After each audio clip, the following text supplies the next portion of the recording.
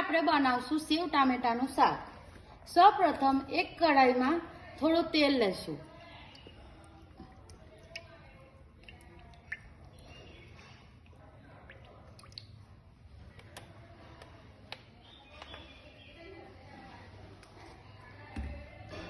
ગરમ થાય એટલે અંદર થોડું જીરું, થોડી રાઈ અને થોડી હિંગ નાખીશું।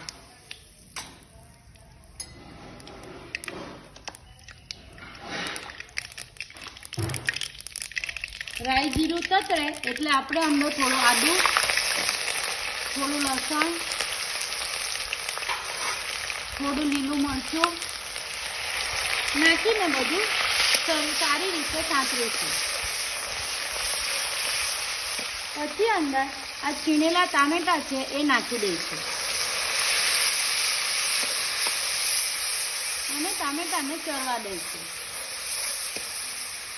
જોઈ શકો છો કે આપણા ટામેટા ચડી ગયા છે। તો હવે આપણે અંદર થોડું લાલ મરચું, થોડી હળદર, થોડું ધાણા જીરું,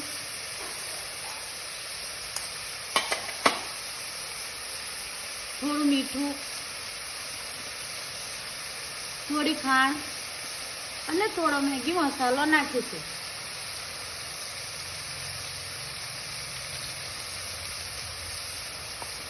થોડા આપણે લીલા ધાણા, કોથમીર નાખીશું અને બધું બરાબર હલાવી લઈશું।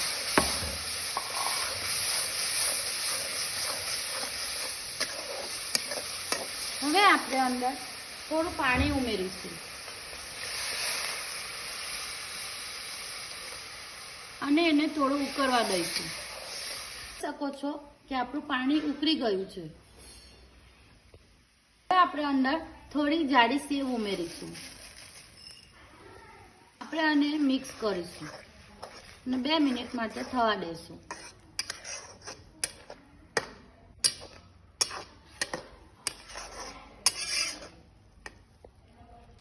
તો તૈયાર છે આપણું સેવ ટામેટાનું શાક।